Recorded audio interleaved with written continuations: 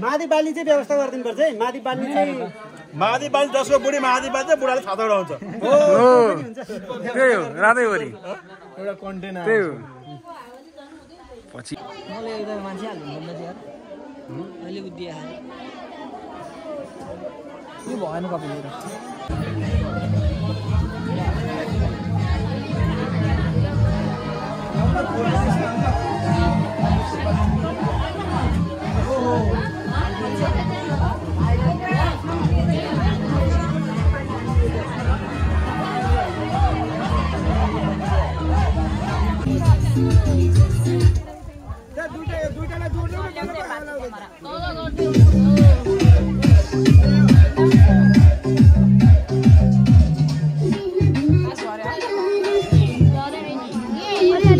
uncle छाता ल्याइदिनु क्या एउटा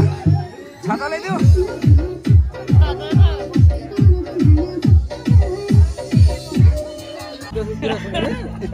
अब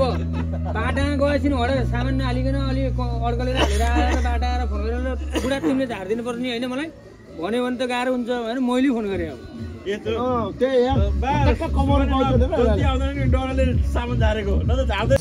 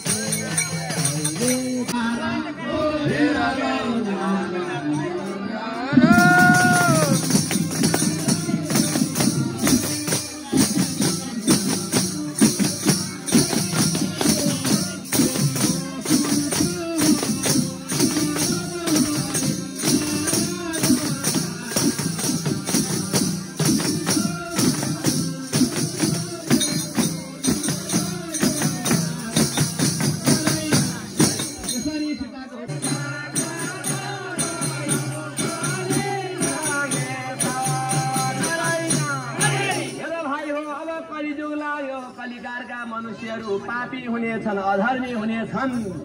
यो कलियुगमा घर घरै काटाकार घर घरै मारामार हुन्छ श्रीमान श्रीमतीको सम्बन्ध हुँदैन बाउ छोरामा झगडा हुन्छ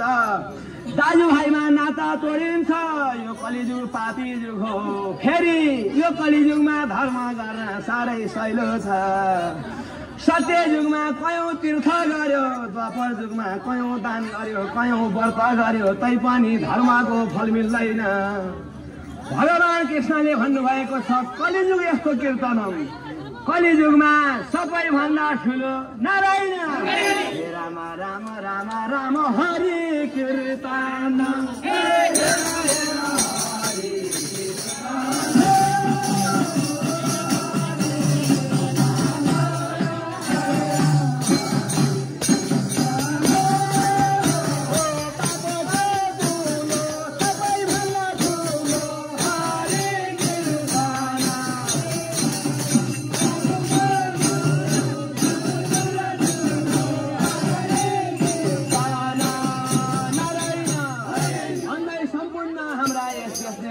विश्वभरमा फैलिएर बसेका हिन्दूहरू हिन्दू प्रेमीहरू जतिलाई हाम्रो धर्म हाम्रो संस्कृति विश्वले हेरुन् सबले माया गरून् भन्दै नारायण राम राम राम राम छुट्ने बेला हो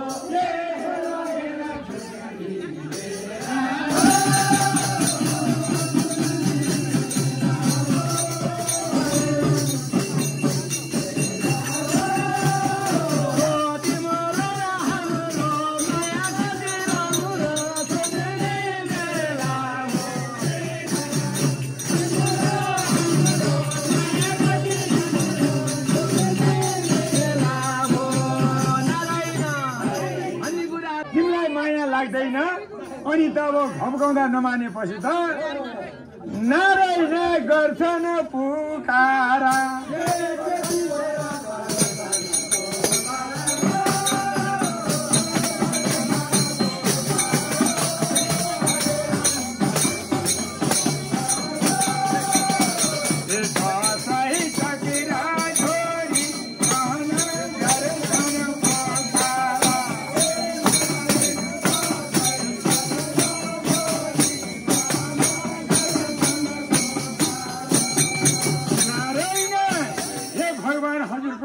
हामी हामीलाई किन यसरी दुःख दिनुहुन्छ भनेर पुकार गर्दै गर्दा अनि भगवान मुस्कुक्क हाँसेर भन्न लागे हे दिदी बहिनीहरू अब कृष्णलाई लानु हुँदैन भनिदिएको छौ त अब फेरि कृष्ण चाहियो नि अब हेर एउटा आफ्नो गल्ती गरेपछि एउटा माफ माग्नु पर्छ जुन काममा पनि हजुरहरूले बडा ठुलो गल्ती गर्नु हो के गल्ती हो भन्दा नारी जाति भएर निर्वाङ्ग भएर नारी झुन्डाइदिएका नारायण रातै पाएलाई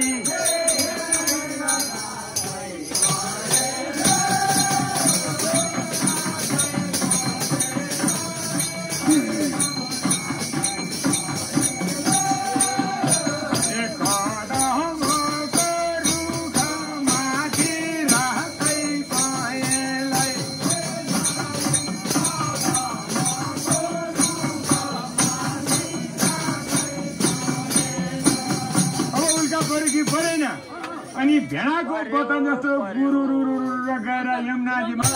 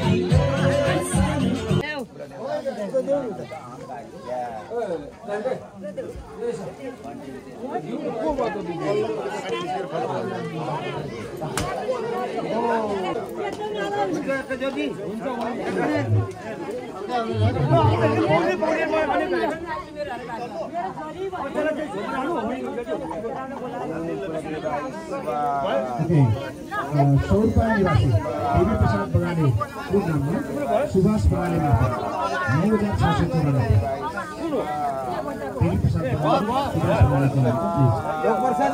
सकिन्छ बेलुका मात्रै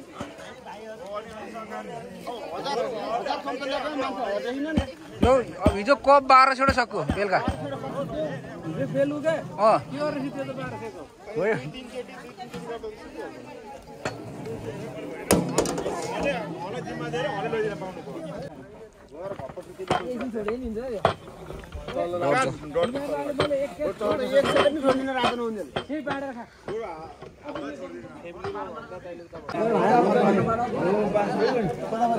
यता फर्काउने यत्रो माथि लाग्दैन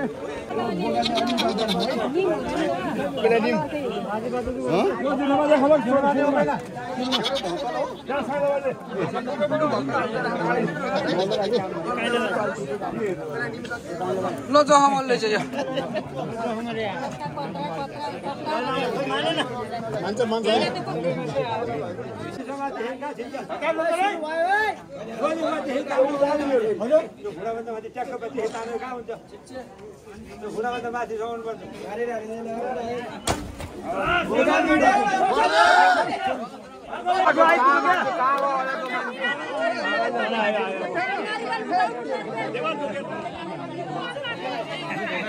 कहाँको मान्छेहरू थाहा नहुन्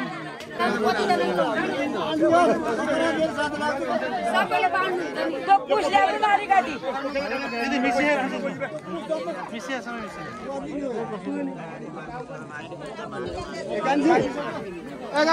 पुसले पनि गाडी